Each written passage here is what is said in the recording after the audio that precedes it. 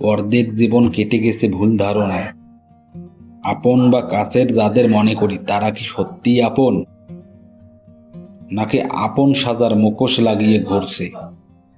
খারাপ সময়টা বুঝতে পারলেও মানুষ চিনতে পারি না। মানুষ চেনার ব্যর্থতা আমাকে সব সময় অনুশোচনায় ভোগায়। শুভ সকাল। আজ বৃহস্পতিবার, 22 মার্চ 2026 খ্রিস্টাব্দ, 27 ফাল্গুন 1432 বঙ্গাব্দ, 22 রমজান 1447 হিজরি। ঋতু পরিক্রমায় এখন চলছে বসন্তকাল। আজ 22 রমজান। আজকে ইফতারের সময় সন্ধ্যা 6টা 8 মিনিট। আগামীকাল সেহরির শেষ সময় ভোর 4টা 54 মিনিট।